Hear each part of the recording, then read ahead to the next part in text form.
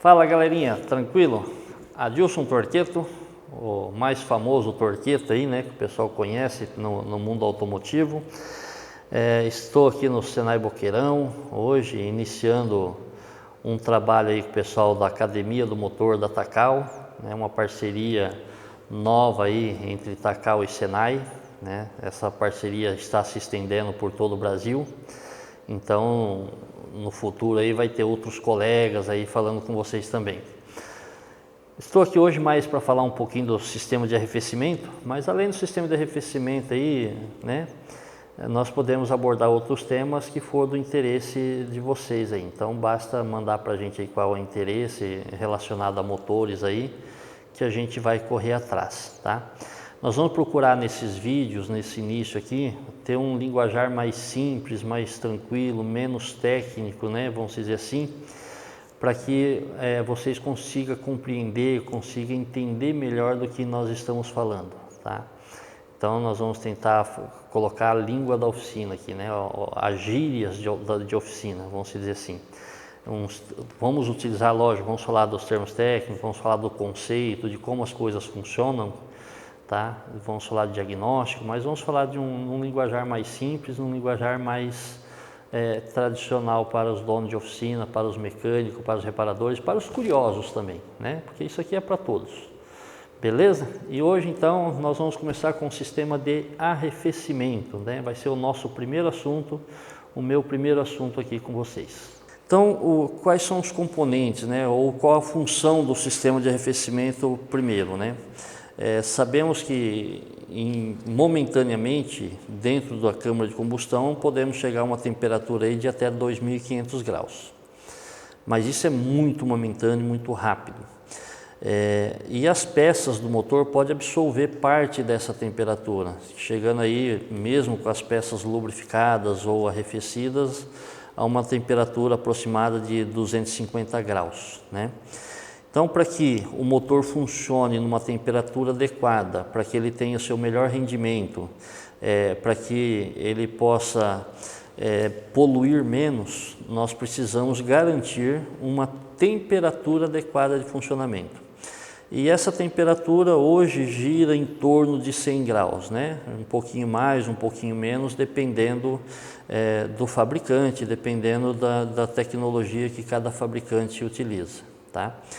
E quais são os principais componentes, né? Que nós vamos falar aqui um pouco de cada um deles, mas de início vamos apresentar esses componentes então. Né? Então os principais componentes que nós temos no sistema de arrefecimento, os mais conhecidos, né? Seria então a nossa questão do radiador, né? Vamos falar um pouco dele. O eletroventilador, tá? A bomba d'água, também vamos comentar um pouco, falar um pouco a respeito dela, como se faz uma análise, né? O reservatório de expansão, tá? Com a sua tampa, que nós chamamos de tampa de pressão, tá?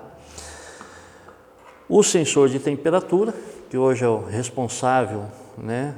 Além de informar a temperatura para o sistema, né? Ele é o responsável para informar o módulo de injeção, a temperatura do motor e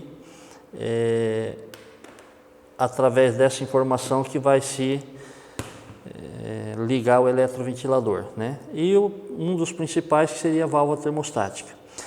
Hoje ainda nós temos um outro elemento que é esse aqui, que devido aos carros estar com transmissão automática, né?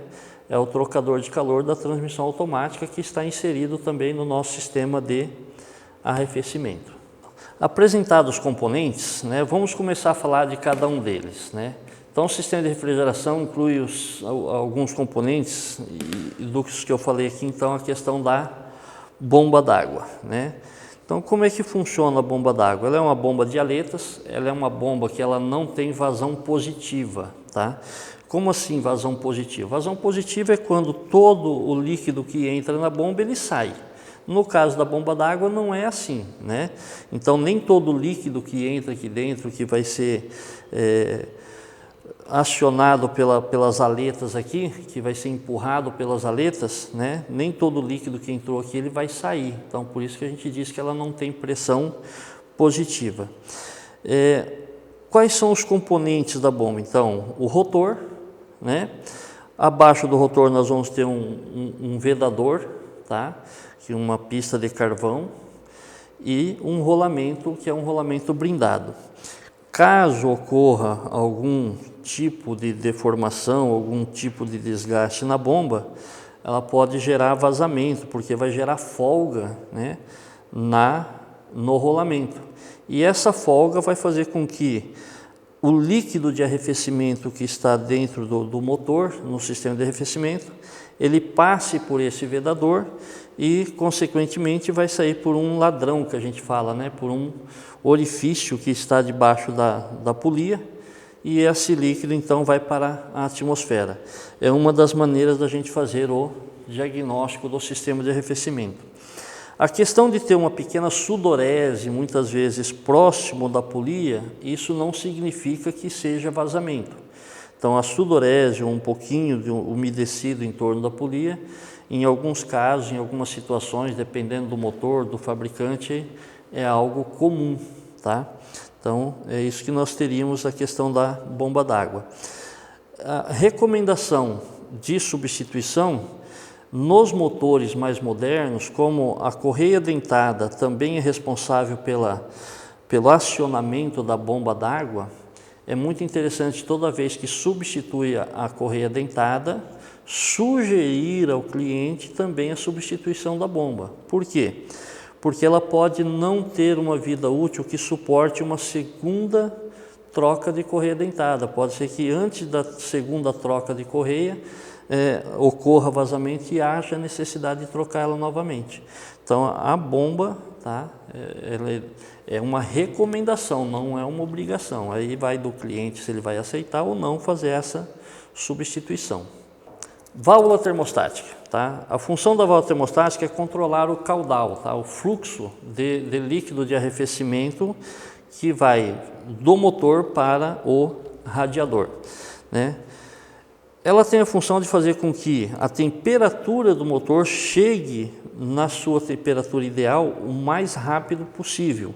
E no momento que chega nessa temperatura ideal, essa válvula ela então tem a função de abrir, né? Ela vai abrir o centro dela aqui e vai controlar o fluxo de líquido de arrefecimento que vai do motor para o radiador. Como é que ele abre? Dentro desse bulbo aqui existe parafina, né? É uma parafina, é um elemento que com o aquecimento ele vai dilatando, vai aumentando o seu volume, né? E consequentemente faz com que a haste central aqui seja expelida para fora. Como nós temos aqui, ó, um aparato que não deixa a haste vir para este lado, né, para fora, ela então empurra a parte central da válvula e a parte central da válvula se abre, permitindo então esse fluxo d'água, tá? Algumas válvulas termostáticas vai ter um pequeno furo, um pequeno contrapeso, que é o caso dessa aqui, ó, ela tem um pequeno contrapeso, porque dependendo do tamanho da válvula, no momento que inicia sua abertura, pode gerar bolhas de ar, né? E essas bolhas de ar no sistema, elas não é bem-vinda, tá? Então, para que não gere bolhas, existe um pequeno furo calibrado para que eu tenha líquido dos dois lados da válvula, para que no momento da abertura não gere então essas bolhas.